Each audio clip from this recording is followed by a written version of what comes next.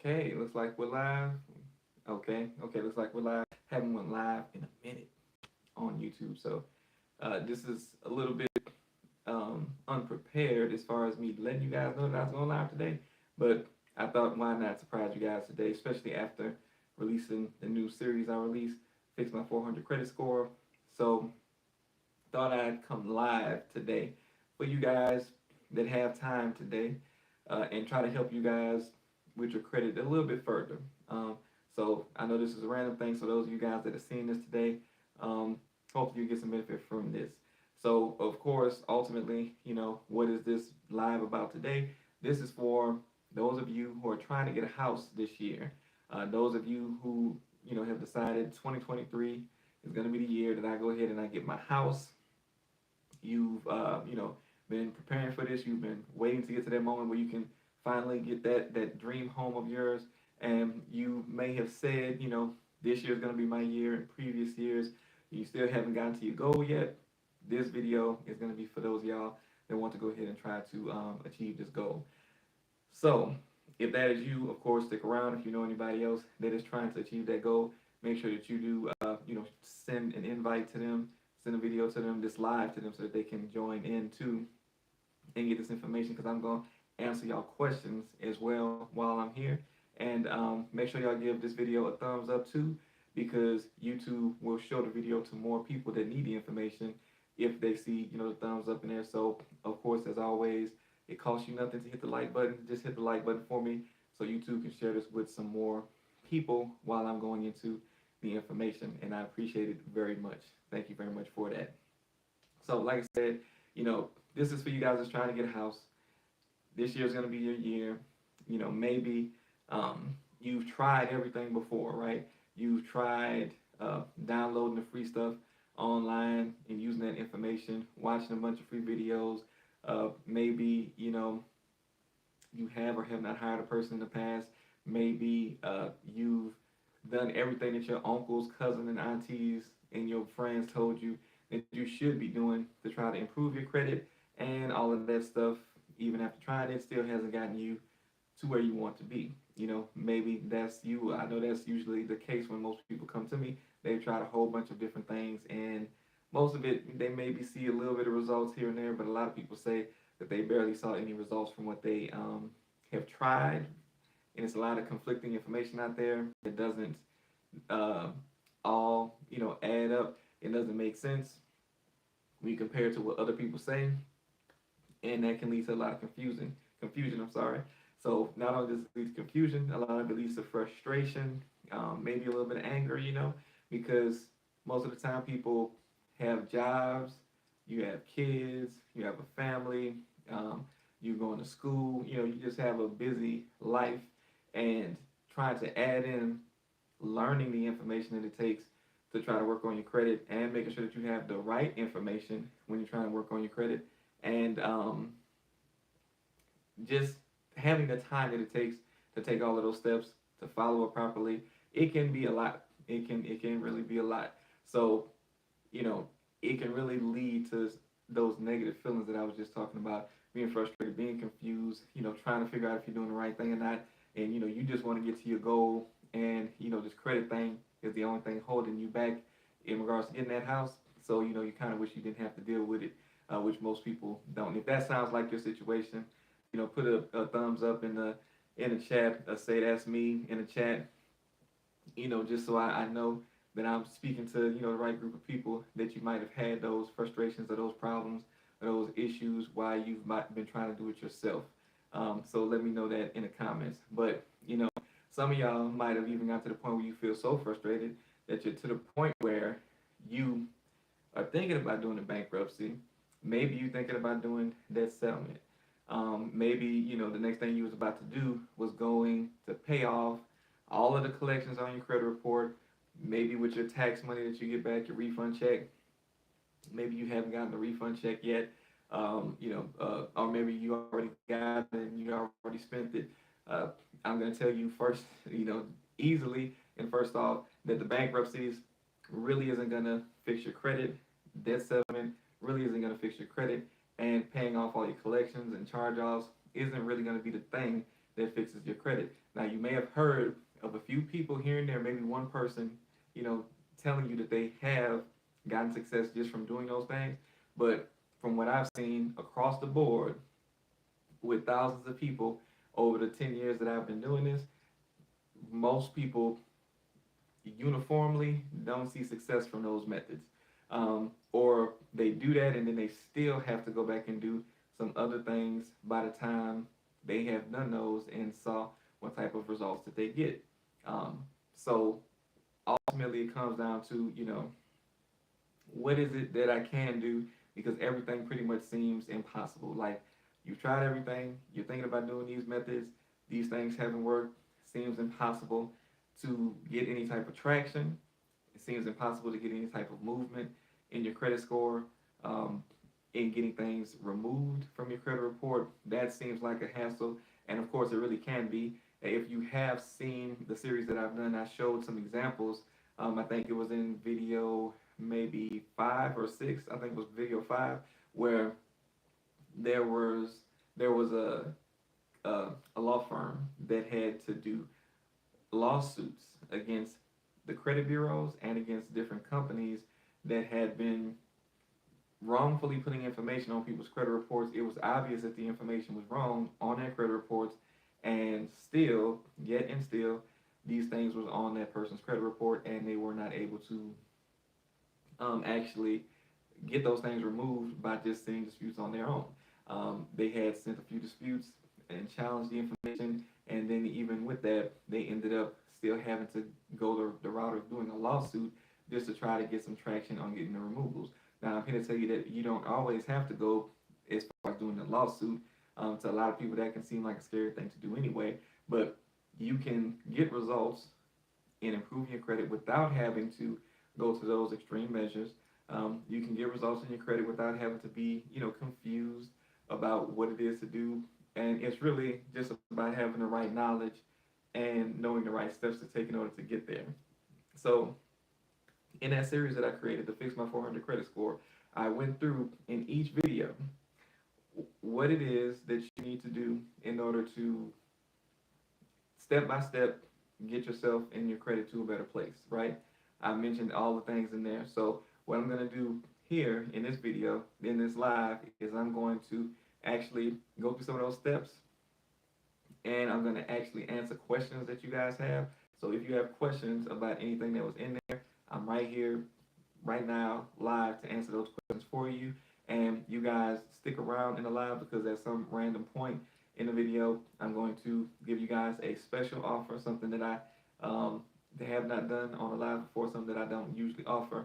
And I'm going to offer to you guys in the middle somewhere, maybe not in the middle, who knows where it's going to be. So just stick around through the live so you can get that special offer if that is something that you might need. It might be for you, it might not be for you.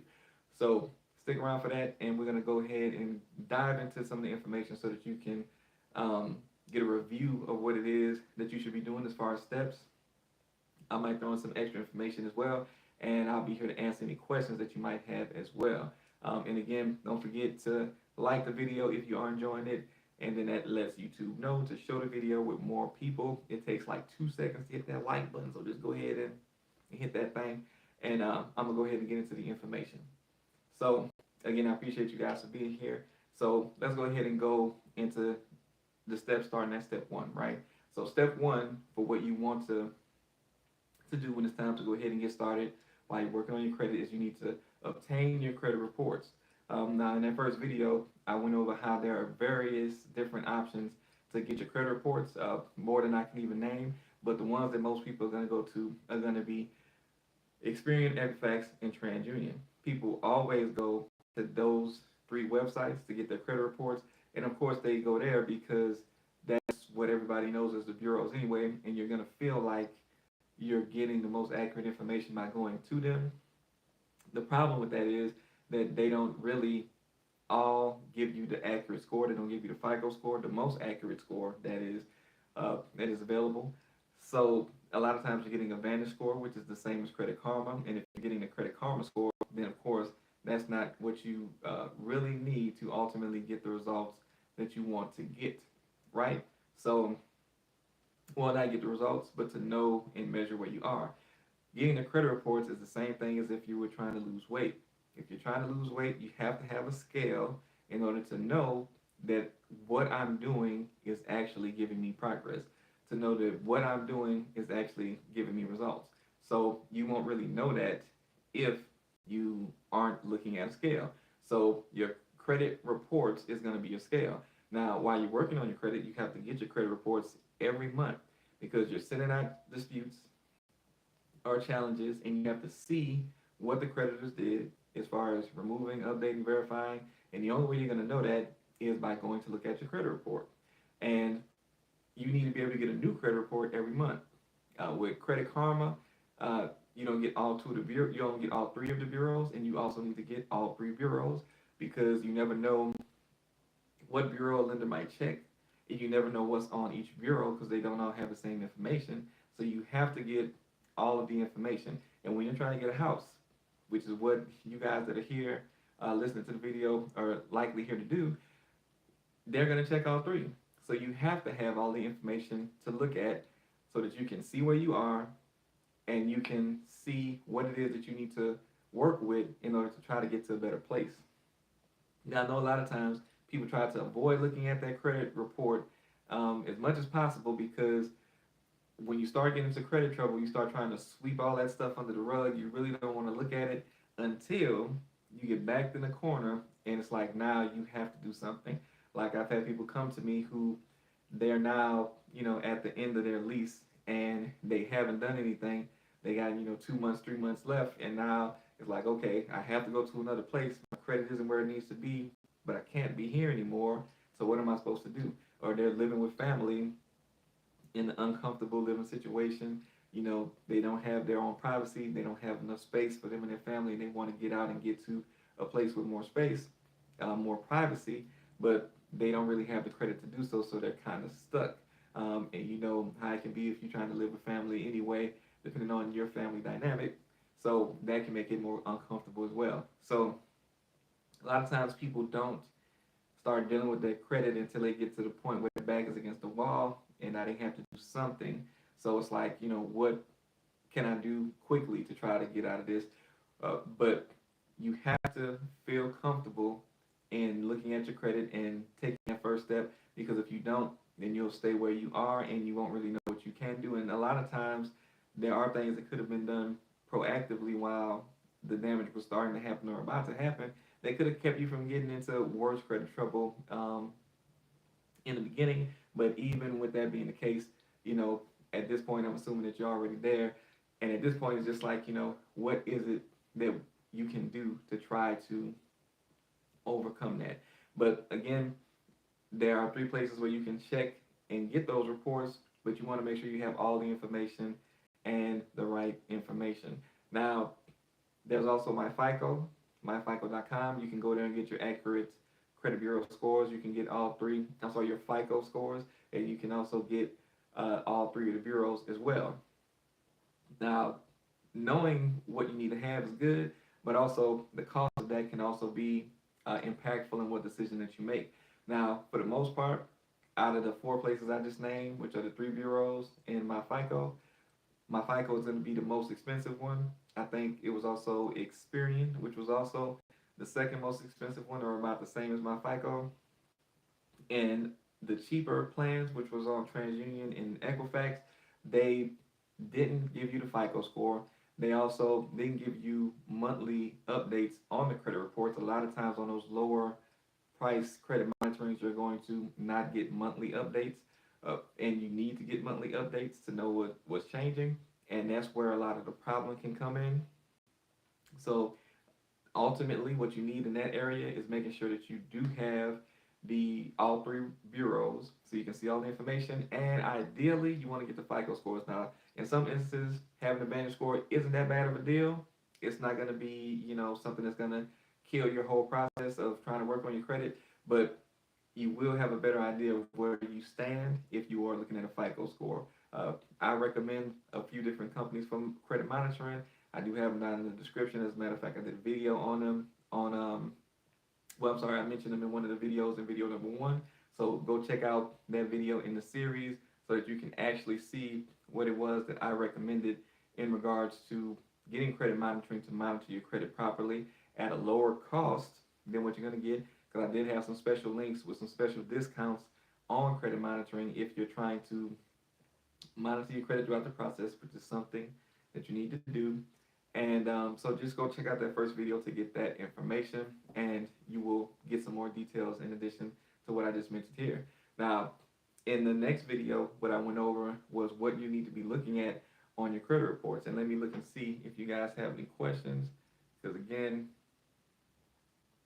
I'm doing this on the phone. Okay. I'm doing it on my phone this time, so I'm not sure. I don't see any questions, so okay. And just to make sure, if you guys can hear me loud and clearly, make sure you put a one in the chat for me if you guys can hear me loud and clearly. Just want to make sure. Put a 1 in the chat. I want to make sure that I can actually see that happening. And let me do something else real quick too, just to make sure that I'm not missing out on the chat. Let me pull this up elsewhere.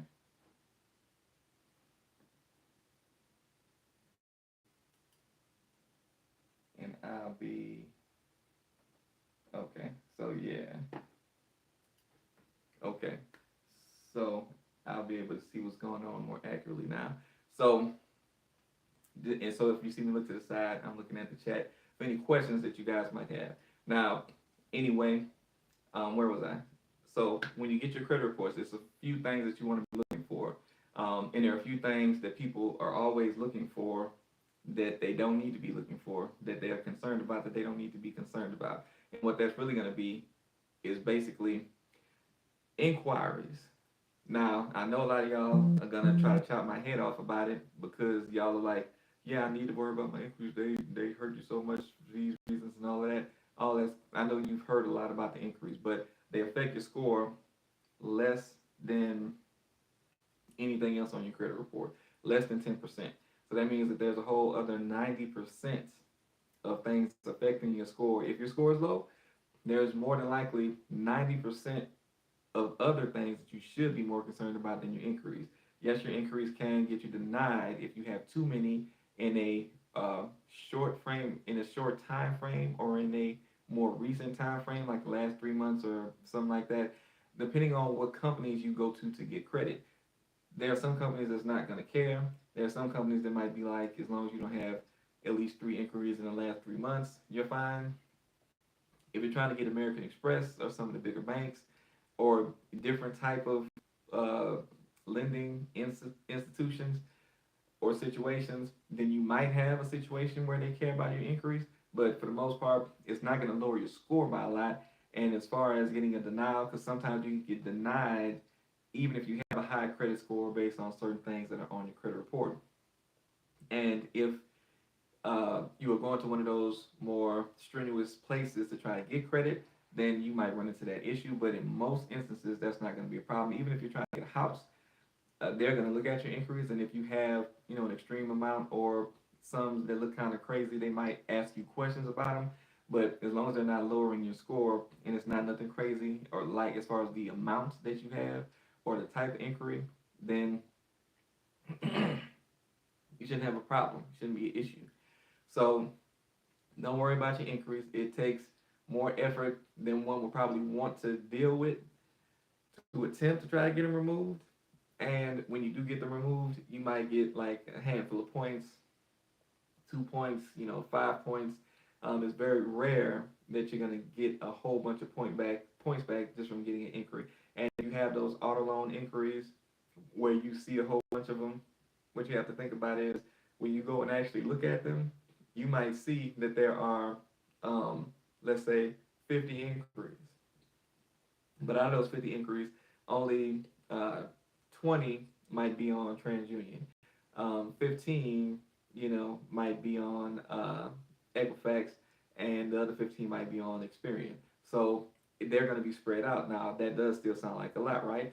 But the other part to that is that the way the FICO calculates your score is if they see that if they see that the inquiries are from auto loans, student loans, or mortgage inquiries, they're going to count them all as one as long as they happen within a 30-day period. So in that instance, it's going to, it looks like it's hurting you because you see a lot, but it's not really a lot. And I see, what do you do when you can't use your SSN and you're always getting challenged to prove who you are? Okay, so um, I don't know what the situation might be where you can't use your SSN, um, but it might be a matter of you needing to reach out. If you're trying to apply for credit and then they're always trying to verify who you are and that they're having some invalidity in the accuracy of your name matching the social, then you might need to reach out to the credit bureaus directly and ask them what information they have, like what social do they have for you, or, something like that. Give them your name, give them your social, and tell them that you keep having issues with verification when you're trying to apply for stuff, and then you would see what they say. Okay, how do I get two bad car loans from bad dealership? Um, Dealership falsely reported to the credit bureau. Okay, so how to get them removed? So I'm gonna get to the removal part in just a minute. I'm just trying to go through those other videos. So hold on a second on that particular question, and I'll get back to that. And remind me when I get to the part about disputing that you asked that question, just in case it seems like I overlooked it, because I don't want to miss your question. But uh, getting back to what I was talking about, when you're looking at your credit report, don't worry about the increase. The auto loan increase aren't as bad as they look. What you do need to be focused on with pretty much everybody that comes to me, it's always going to be a few areas that are the most important. Um, it's going to be, one, do you have good credit reporting on your credit report? If you are that person that's been trying to avoid having accounts on your credit report that will actually help your credit score, showing good payments on time and all of that good stuff, then that's going to actually, end up hurting you, right? Because you can't have a credit report with all negative stuff and no good stuff and expect your score to be good. You also can't remove all the negative stuff from your credit and not have any good credit reported and still expect your credit score to do good, to look good.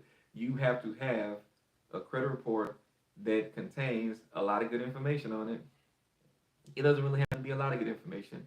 Enough good information showing good payment history, good management of credit, and that's what's going to help your score ultimately to be in a good place.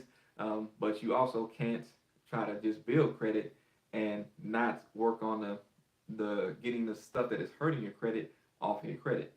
All of these things work together, so you have to be thinking about doing all of that stuff together. Now, what you're looking for in your credit report that are the most common issues: collections, charge-offs. These two things are not the same thing. I see people usually refer to them like interchangeably, but they're two different things. They affect your score differently, and understanding that is what helps you to see the success. And then when you're disputing things, there are two different laws, that less sets of laws that can affect the two. So you need to know that as well. Now, other than those two, which are the most common, of course, you're also now, and also let me say this: charge-offs and collections are two like top level umbrellas. So with underneath those umbrellas are a whole bunch of different things. Like collections, you're gonna have your phone bills, you're gonna have your medical bills, you're gonna have payday loans. All of those things fit under the umbrella of collection.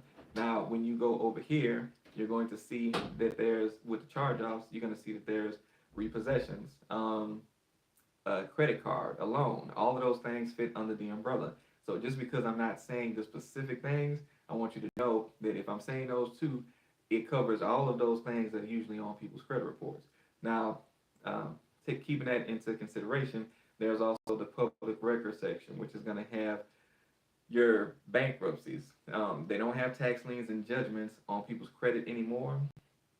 So it's only going to be bankruptcies that you will see on a credit report in the public records area. So those can bring down your score a good bit as well, but it's also going to lower the scorecard. The scorecard is something that a lot of people don't talk about. Um, that's very deep. So like if you, for example, say if you pop the hood of your car, usually you're gonna see the engine has that nice little cover on it that kind of covers up everything, makes it look kind of solid. and a little bit neater than what you might see once you take that cover off and you get to see all the inner workings that's in there. The scorecards are those inner workings that's in your score that really determine what your score is going to be. So people have seen that pie chart with the five different pieces: the payment history, the length of credit, the debt that you owe, all of those, the five. But it's more than that that determines how your score is going to be. But that bankruptcy, the public record, that can put your score. So let's say there are 10 different scorecards, and they're like from top to bottom. And when you're on a scorecard, your score will be within a certain range. Let's say at the bottom it's from 300 to 400. So if you're on that scorecard, your score will not be able to move between 300 to 400. Certain things have to change on your credit report for you to excel and get to the next level, which might be 401 to, let's say, 480. And so once you have the right things on your credit report, the right recipe ingredients to get to that scorecard, then you can get your score to the next level.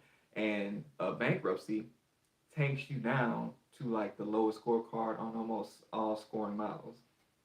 So it's important to know that, because when I tell people that you don't need to, bankruptcy is not ultimately going to be the best thing to help you, they don't really know why, because that's what everybody does. But that's one of the reasons why you don't want to do that too, because it can bring you all the way down, and it can keep you there as long as it's on your credit report. So just something to keep in mind. So the public records, collections, and charge-offs are the most common areas that are going to hurt you, right? And then you also have on each account on your credit report the payment history. You have late payments that can really tank your score a lot as well. Payment history is 35% of your score, the biggest portion. So if you got late payments, that's really going to bring you down by a lot. So again, you need to look at your credit reports to see which of these items you have, and if you have them, you need to know how to address them, of course. Now, but these are the things that you want to look for. And also, if you have credit cards, if your balances, you need to look at the percentages, right? So if you have a $300 credit card, you want to look and see if you have used over $150, that's 50%. Excuse me. If you go past 30% utilization, your score is going to drop more significantly um, the higher you go past 30%. Ideally, you want your credit cards to be under 30%.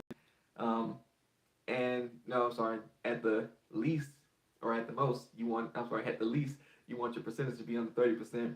Ideally, you want to be under 10% as far as your utilization of your credit limit. That's what's going to help you score the most. So getting your balances down on your credit cards is going to be what's going to be very helpful if you have credit cards. So again, these are things that you want to look at once you have your credit reports in front of you.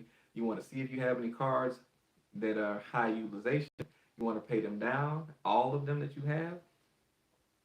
If you don't have the ability to pay them down, another shortcut to that is getting another card with a high limit that can help lower your overall utilization. They take into consideration your balances on each card as well as your balances on all your cards overall. Those are two separate factors that they look at when they're calculating your score. So both are important.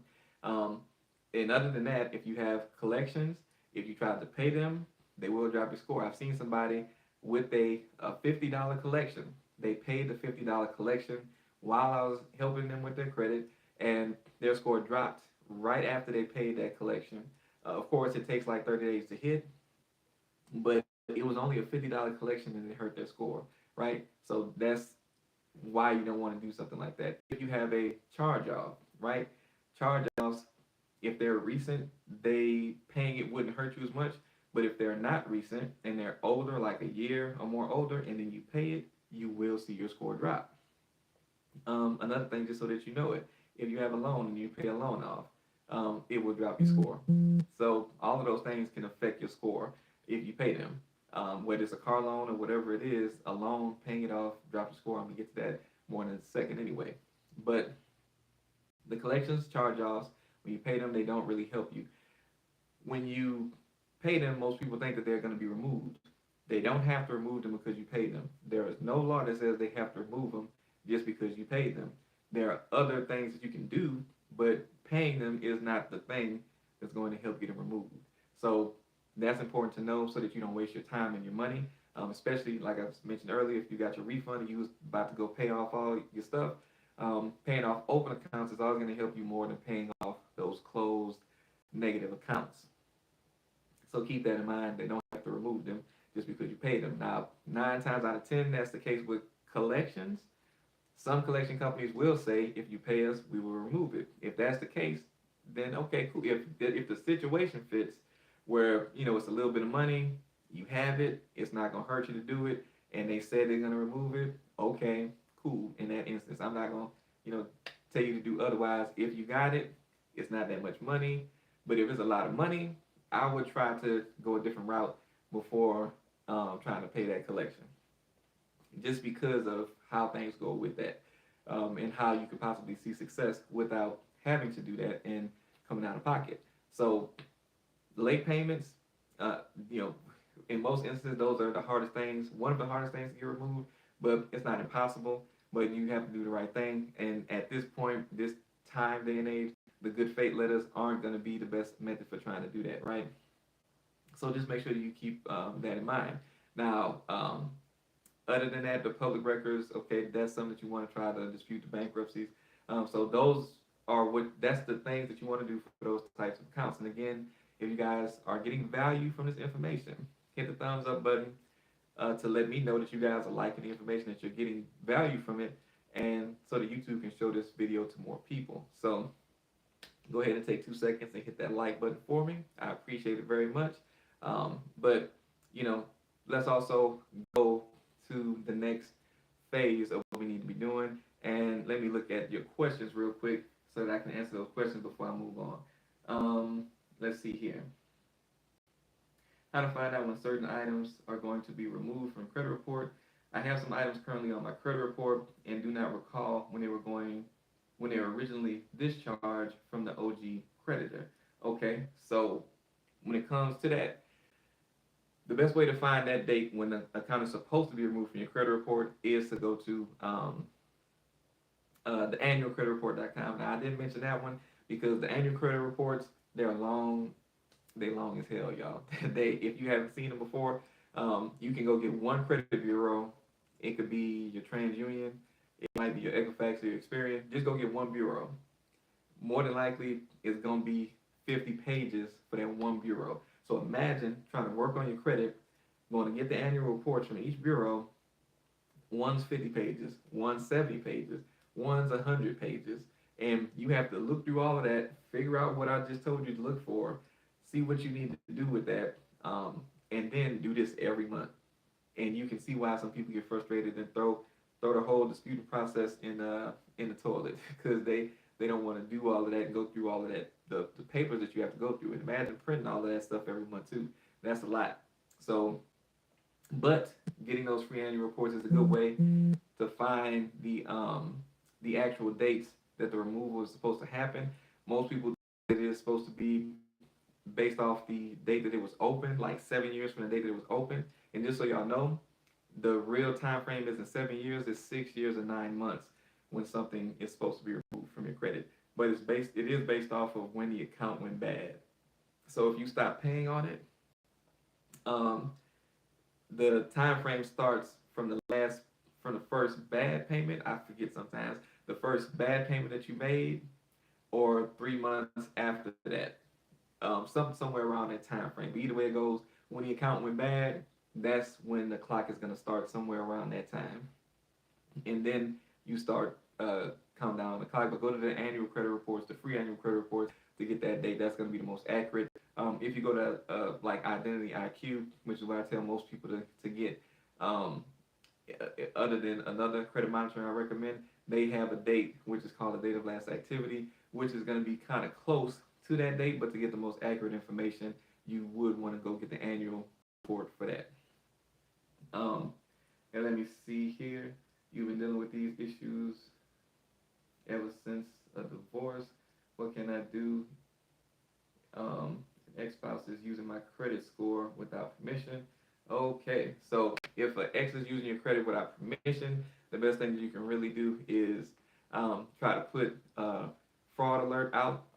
So reach out to the bureaus, put a fraud alert out saying that you have somebody that's tried to use your credit before, and you want to make sure that anytime anybody tries to use your credit, they have to reach out to you first, and they're going to give you a PIN number and all of that stuff, so that you can make sure that you are verifying that it is you trying to apply for whatever it is.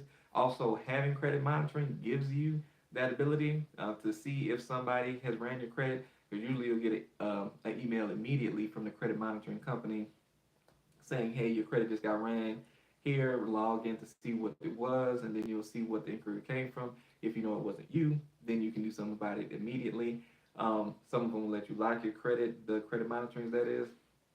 So it's a whole bunch of different things you can do there. So that's what you want to keep in mind when you're dealing with an issue like that, somebody trying to use your credit.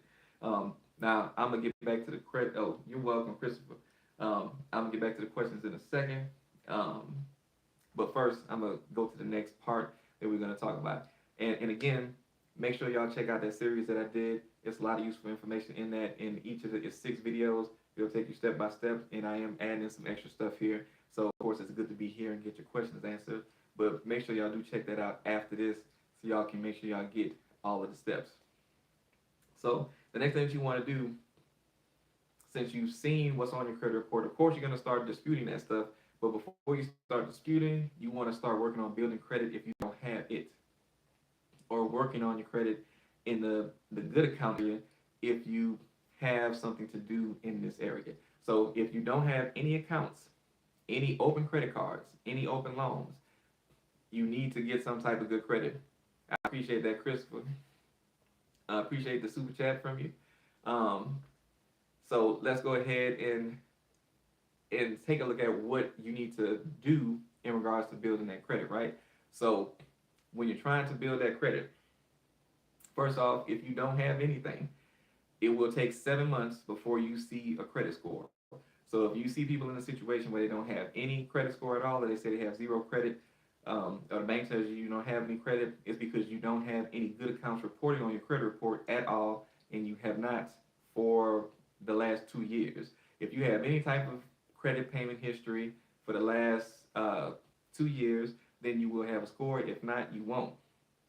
So if you're starting from scratch, you just need to know you need to wait that amount of time. It's really 6 months before FICO will calculate your score, 6 months of timely payments, and they will calculate a score for you. But it takes a month sometimes before, like it's a month delay with the company, the credit card company, the loan company reporting your information. So because of that, I tell people 7 months so that you don't get discouraged when you don't see it after that 6 month. So that's what will happen if you are starting from scratch. You don't have any type of credit built up at all. You don't have any accounts. Now, what's the best items to choose? The best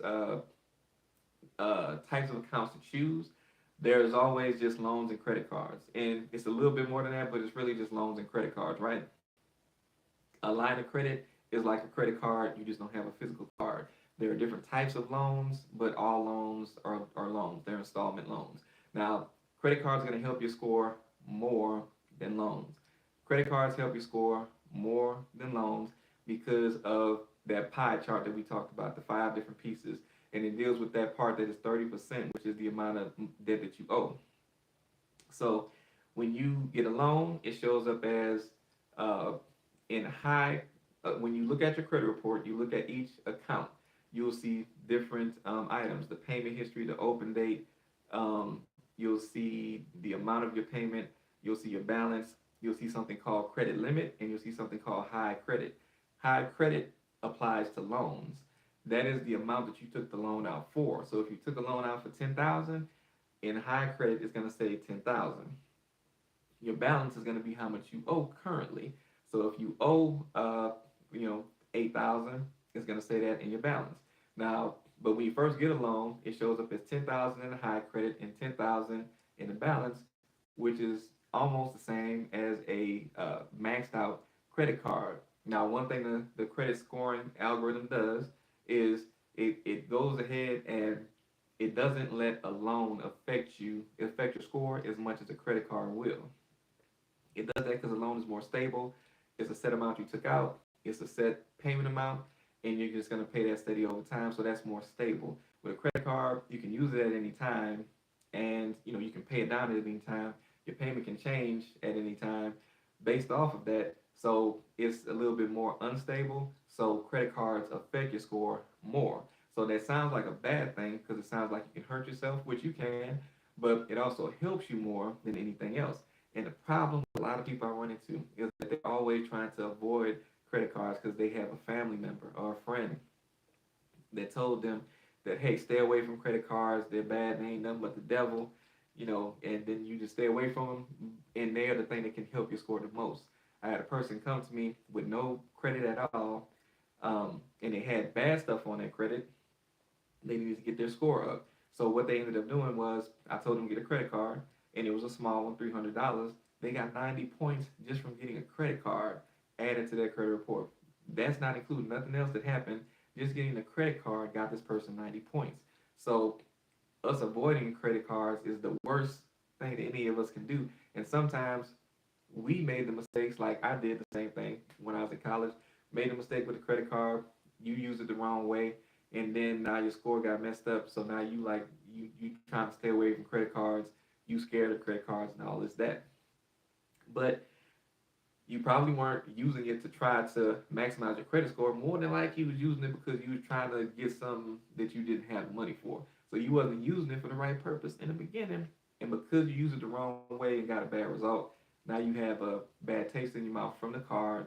But really, ultimately, that's a memory you got to wipe out because it's the best thing that you can do to help your credit. But anyway, when the credit card hits your credit report, it shows up as in a credit limit area on your credit report. It shows up as, let's say, $10,000 credit limit, $0 balance. So that's like money available to you. And because you're not using that money, or you're not using a lot of that money, if you do have a balance, then that shows up good in the amounts owed. So you're immediately going to see that benefit in your credit score, just like the customer I just told you about. So that's why credit cards help you more than loans. Now, when it comes to secured versus unsecured, most people try to run to secured if they're trying to work on their credit because that's what everybody tells them to do. But if you try to work on your credit first, if you try to get secured first, you might end up wasting your money because there are instances where even if your score is low, you can get approved for an unsecured credit card or loan to start building up credit.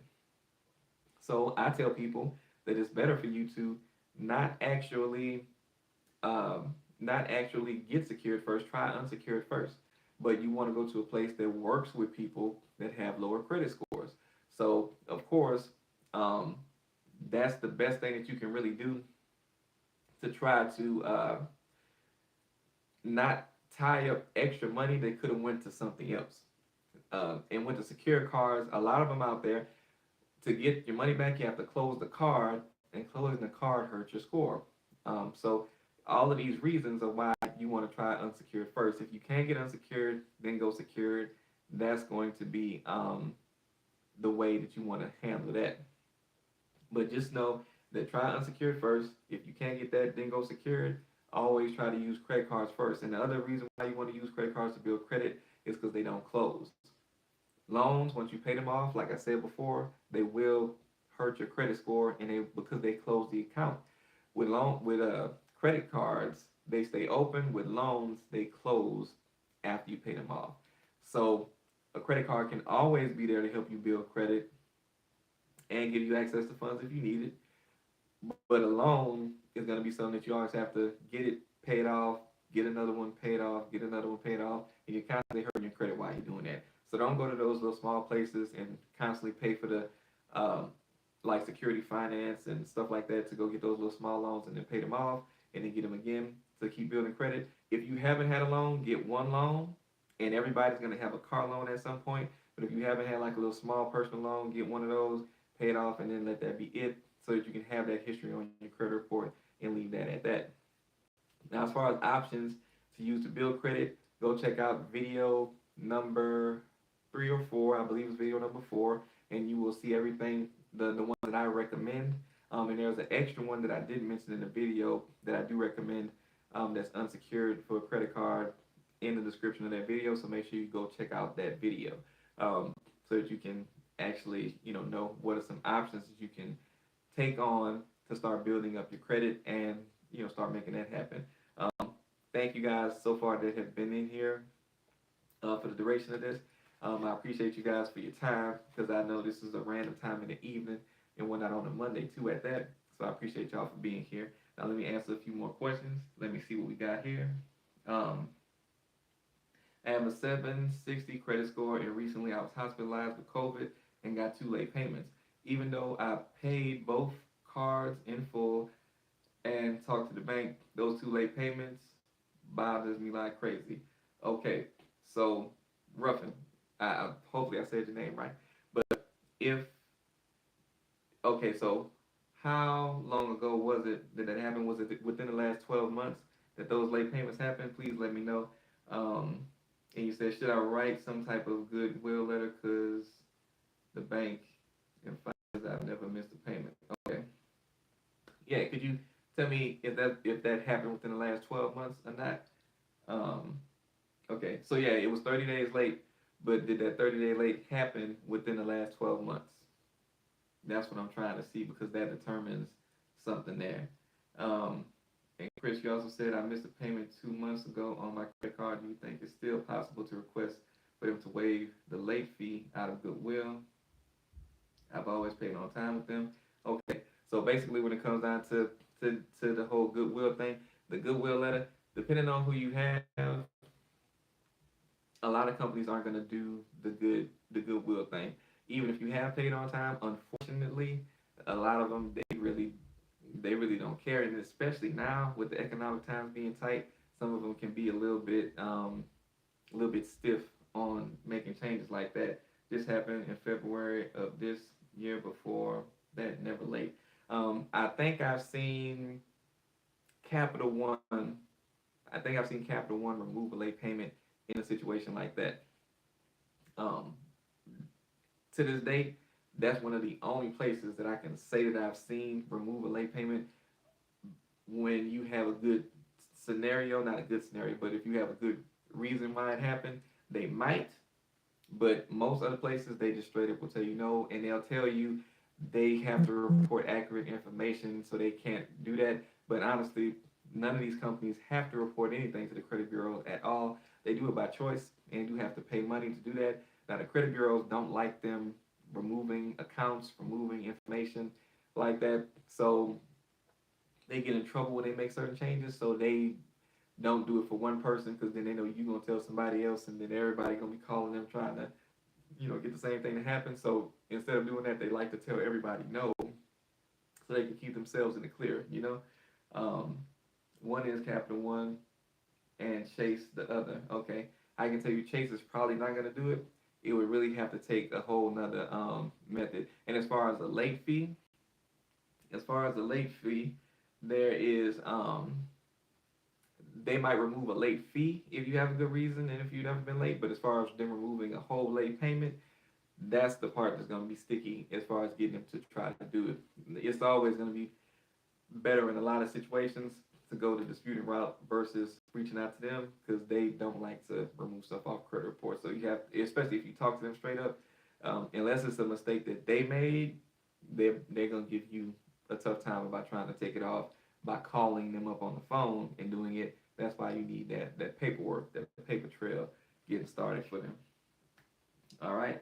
Um, and check out U.S. Code 15166B. It explains timing of payments. Okay. I haven't looked at that one myself. Well, it's a bunch of codes, so I'll have to go look at that one to see what he's talking about right there. But one of you guys can look that up, and bring that to the chat if you do find that.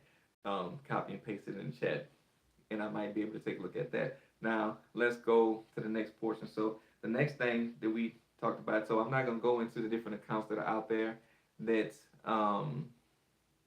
you can use to build credit. Like I said, go check out the video to get the links and the specifics on those accounts.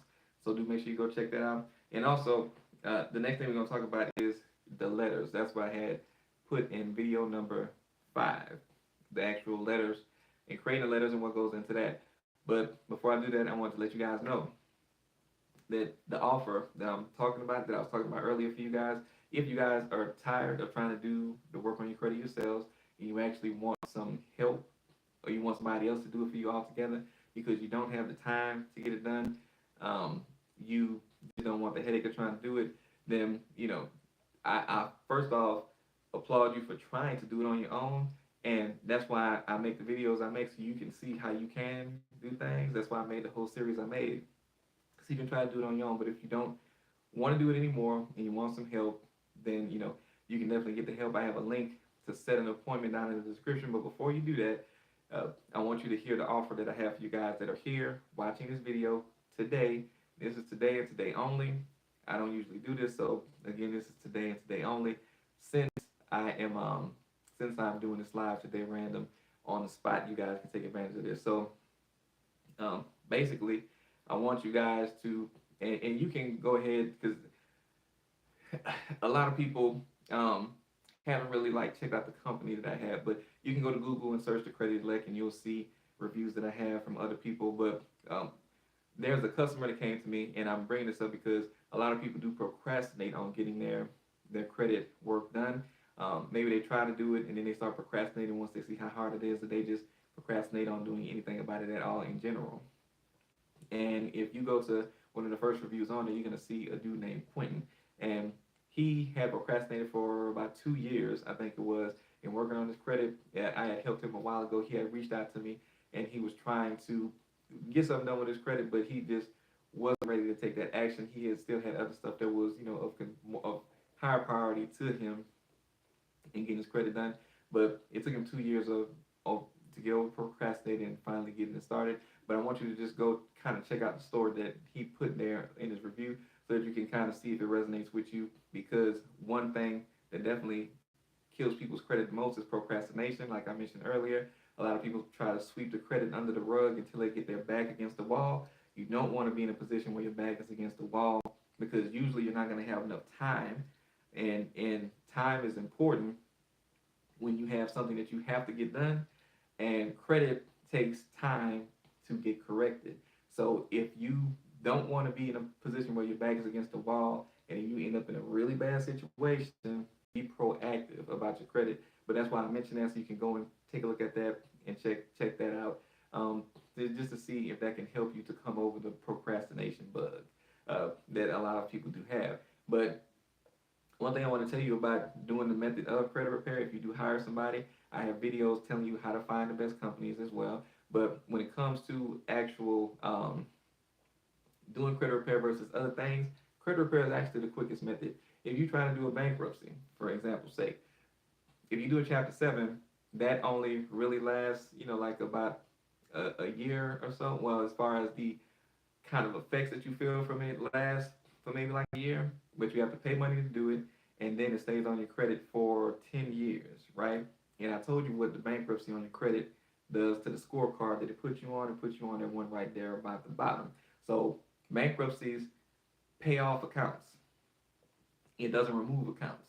So all the accounts that you have will still be on your credit, and then it will still take time for the bankruptcy to come off naturally, and as well as that, it will still take the same amount of time for those accounts to come off your credit. And I told you when you pay stuff, that drops your credit score as well. So if you use a bankruptcy and then it pays off the accounts, you will get the same effect, which is negative. If you do a Chapter 13 bankruptcy, same thing. It's going to pay off the accounts. But with that, on average, that takes about 5 years. Plus, you have the bankruptcy on your credit. It takes 5 years to finish it. You have to make payments on it, plus paying to get it started. So that's a lot of money and time invested in trying to do that option. If you try to do that settlement, which is something that people kind of fall into, not really understanding what it's going to do. If you have open accounts, that settlement is going to tell you to stop paying on those accounts, which is going to add late payments to your credit. They tell you to do that because they know they can't get the good settlement amount until the accounts close. So they want you to stop paying on it so that the accounts can close, and then they can try to go in and get a settlement on it for a lower amount, to try to save you money, but you do still have to pay them. A lot of times you have to pay them their money first. So like you're paying money on a monthly basis into an account, and then they'll take out their fee first. So if you put in 1,000, their fee is 1,000. They're gonna let you get to 1,000, take that money out for them, and then everything else that you put in after that is gonna go towards them selling the stuff. And by the time you pay that money and do all of that, you could have just tried to negotiate it with them yourself. And also, in addition to that, you could have not taken that damage to your credit with the late payments, which is going to make your credit harder to work on at that point. And it just never ends up being a good situation for most people to do that. And it takes the time that it takes for you to put the money in, get to the point where they charge off, and then get to the point where they're gonna start selling these things for you. So that takes a lot of time as well. Um, those are the most common things people try to do. Now, some people want to get a loan to try to pay off their stuff. Again, paying off the stuff, it lowers your score too. So anytime you're trying to pay off the accounts on your credit that are closed and negative, it's gonna hurt you anyway, and you're out the money. So if you go get a loan to pay off the stuff, you now have to pay back a loan that you just used to hurt your credit, and however much time that takes. So ultimately, these other things can take a lot more time. Credit repair, I tell everybody on average that comes to me, on average, it takes anywhere from 6 to 8 months to see the best results. Now, sometimes people get done faster than that. Sometimes people can take a little longer than that. That's just an average time. But 6 to 8 months is a lot quicker than a couple of years doing the bankruptcies and the debt settlement and the debt consolidation, which you might not be able to get a debt consolidation loan if your credit is bad, because the credit loan is based off of how good your credit is. So that's something to look at and consider with that. Now, also, when it comes to the cost, it's also going to be the lowest cost with credit repair. Usually, you pay, and there are different companies with different models, as I've talked about on the channel, but usually people pay a set monthly amount, and it's not really all that much compared to what you would pay to any of those other options that are out there. Because with the bankruptcy, you're gonna pay monthly. With the debt settlement, you're gonna be putting money to the side monthly. All of those things you're gonna be paying to the side monthly. But usually, credit repair is the cheapest of all those things, and I'm gonna give y'all a discount anyway for being here today. And also, like I said, this is the quickest way to get the results that you want to get. It's the lowest cost method to get there, and you can see the results that you're getting while you're going along the way and decide if you want to continue with it or not. So really, it's kind of a no-brainer on if you want to do it or not. It's just on if it works or not. I mean, if you want to do it or not is what's up to you. And ultimately, I don't help everybody anyway. I only help those that I can tell are serious about trying to actually get to some type of goal, and they want to do everything that they need to do it. And I work very ethically and transparently in the company, and I have a team of people to help me as well. But anyway, the offer is for today only. So if you do your consultation today, so that means go ahead and get your credit report into us today, do your consultation today, and I have a team helping me, but today I'll do the consultations for anybody that does this. So you'll get to talk to me, but you got to get your credit report in today, do your consultation today, and you have to pay to sign up today. And just so you know, I'm gonna put the price out there, so it's all up to y'all. Usually it's $300 to get started with the process on any of the plans that I have. If you get started and you do that consultation today and you use the promo code live, what is today? Live March Live. If you put March Live for the promo code on your appointment, then you'll get this discount. And instead of having to pay $300 to get started, it'll only be $150. And we can get you started today, but you do have to do those three things today. Get in your credit reports today, do your consultation today, and pay today. So that's my gift to y'all for today. But I'm gonna get back into the information now. I just wanted to let y'all know what the special offer was for y'all. But let's get back into the information, which is creating the actual letters. So if you guys don't want help with it, here's what you need to do it on your own, right? So first off, make sure you do letters. Make sure you don't dispute online. There are over 300 different laws that are out there that you can use, like what we use in the company. But most people negate those rights by disputing online. When you dispute online, what you're doing is not only are you giving up those rights, but you're only getting the options to dispute based off of what they tell you can dispute for. Now, what would those options be? Things like I paid on time, this account isn't mine, things that aren't going to get you any type of result. They purposefully put those options there for you because they know that those things are more than likely not going to be the actual case, and they know that it's not going to get it removed anyway. So that is why they have those options there. So make sure that you are keeping that into consideration. Even though online disputes are easy, they made them easier to make you want to go to them and then not get any results. Because the bureaus make money when you send in disputes, y'all. They make money when you send in disputes. The more disputes you send in, the more they making money. They don't care. The creditors, at the end of the day, are paying some of that money for those disputes that are being processed to them. So it's a money game. But anyway, make sure you have a paper trail. Use a letter. Make sure you have your name in there, your address in there. If you're sending letters to the credit bureaus, make sure that you have your if you're sending them to the credit bureaus, make sure that you include your proof of identity, social, and address, which can be your driver's license. It can be a utility bill, bank statement, phone bill, for proof of address, for proof of social security card, your W-2, your 1040. They need those things to verify you. If you don't send them in, they're going to say, we need those items anyway. So make sure that you send those with each dispute to the bureaus. Don't send those in disputes to the collection companies. It's not going to help you at all. Let me just say that. So don't do that. Make sure that you are using the reasons for disputing as your go-to. There are a bunch of templates online. There are 609 letters online that people tell you is like the holy grail of what to use. I really don't know why, but it's kind of a gimmicky thing. You know, you give some fancy name, use the 609 letter. It sounds good, especially to somebody hearing it for the first time, and you know it's going to be something really catchy that people are going to turn into a thing. But as far as getting you the results, 609 is like one section of all of the laws that are out there from the Fair Credit Reporting Act, and there are other laws too, the Fair Debt Collection Practice Act. There's TILA, there's FACTA. It's a bunch of different laws, UCC codes that you can use to actually try to see some results and get some movement in your disputes. Now, it's not really all about the template letter. If you send in the same template letter that everybody else is using and you don't, customize it a little bit to make it your own and for your situation, then you can get flagged as frivolous. But you have to know how to edit the letters and make it something that you really need, right? Something that's going to be really helpful. So keep that in mind while you're creating your letters, right? So the reasons for dispute is going to be the most important thing. Now, the reason for dispute is tied into each piece of information on the account. Now, in the beginning, we talked about the different accounts on the credit report, right? And we talked about what you need to look for as far as accounts, but on each account that you actually need to dispute, you are going to be looking for the different pieces of data, the payment history, the payment amount, the open date, the account number.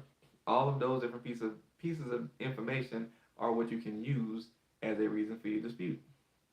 So use all of that information so that you can have something to say and talk about, and then put that in a template. You can even take a template letter and put this in there, what I'm saying, and it can help make your dispute better and more valid.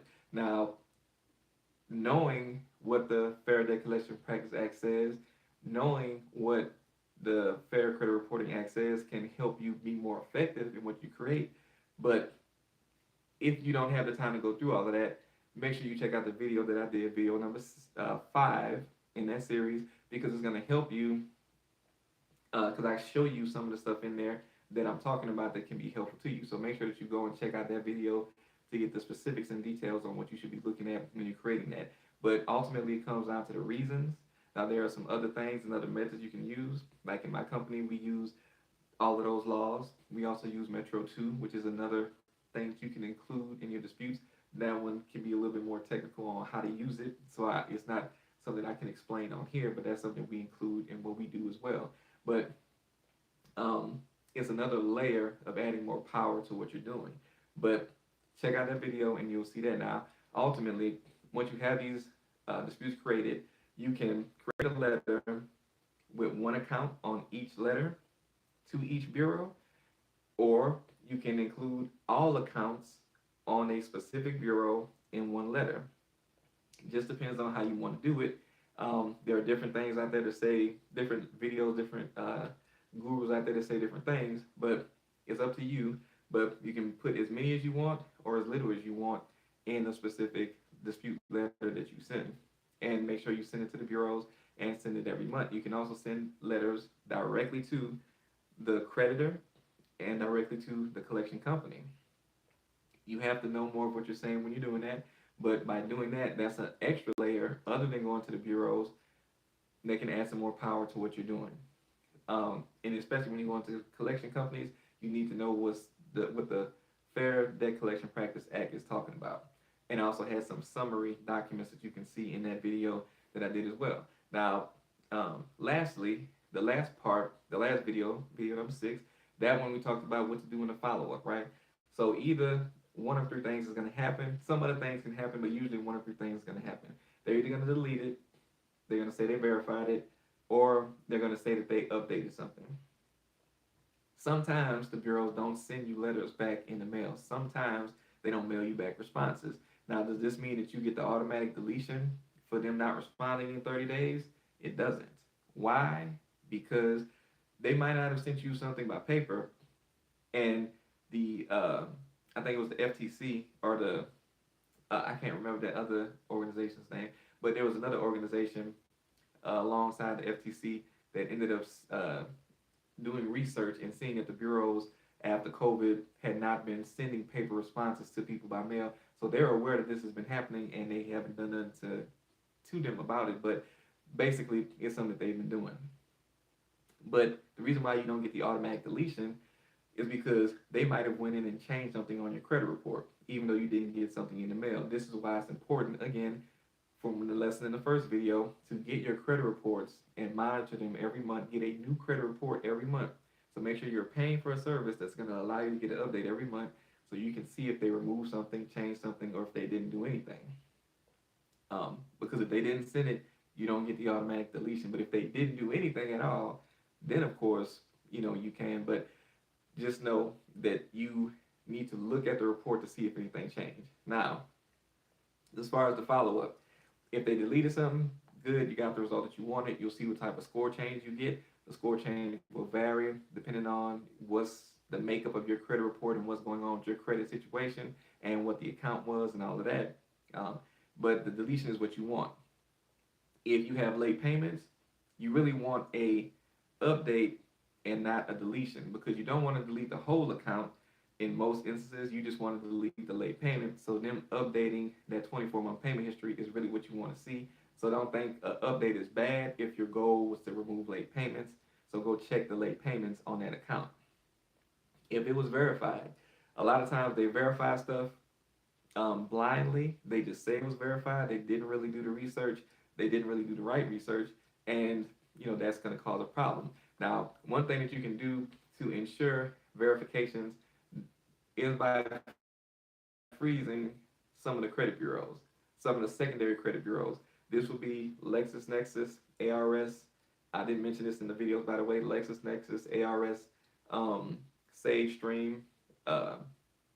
What's some of the other ones? I can't even think of the names of them as we're going through this, but I'm gonna go ahead and put them in the description, because I know in the first comment, I'll put it in there because I can't think of the names of them. But it's 7 main ones that are going to be the best ones. But Lexis, SageStream, ARS, there's LCI. There's also one is connected to TransUnion, and there's one that's connected to Experian. Then I'm forgetting the names of them. The names escape me right now. But freezing those bureaus will also help you to put a little bit of a block there in between what they're trying to verify. So keep that in mind. But when you are checking on what they said, if they verified something, that doesn't mean that it's it. They might say, we verified that this was yours, and your dispute might not have nothing to do with you saying that it wasn't yours. And that's how you know that they are not actually looking at what you sent for the dispute. They're just saying they verified it. So the key point here is that you don't want to give up. Most times when people are working on their credit themselves, they're quick to give up. They are quick to just go ahead and stop disputing once they get the the stuff verified once or twice. You have to know that sometimes it might take 5 times, sometimes it might take 8 times, sometimes it might be 3 times, sometimes it might be 1 time. With credit, everything is consistently inconsistent. The way that the bureaus have it set up, the way that FICO has like 50 different scores out there, plus the Vantage scores that are out there, everything with credit is consistently inconsistent, unfortunately. But having the proper system and know-how to approach no matter what is going on is what will lead you to the best success. And that's why I gave you guys a system in those 6 videos to help you to see what it is that you really need to do, right? And again, don't forget, if you guys actually needed the help, there's a link to set the appointment down in the description. But use the information in those videos to help yourself make 2023 your year to actually get a house. Don't let another year go by with you not being able to take advantage of getting the home that you want. This year has been a year where there has been some economic changes, cost of everything going high, gas, food, and the economy going down. As some of you might have seen, some of you might not be feeling it, some of you might actually be feeling it more than others. But as a part of this, at some point, the housing market and the prices of houses is going to go down as the economy starts to go down, as things start to happen. And if you work on your credit now, you can be in a place to get a house that might be $500,000 now. It might be 300,000 at that time. If it's 250 now, that house might be 150 when everything happens. You don't want to be in a position where something like that happens and you have to have the regret of knowing that, dang, I should have worked on my credit back then. Dang, I should have been to that. Man, I kept saying I was going to do it and now I missed out on the opportunity again. Today is your day to get started on not missing opportunities like that. It happened in 2008, and people that had their credit, had their money together, they was able to take advantage of it.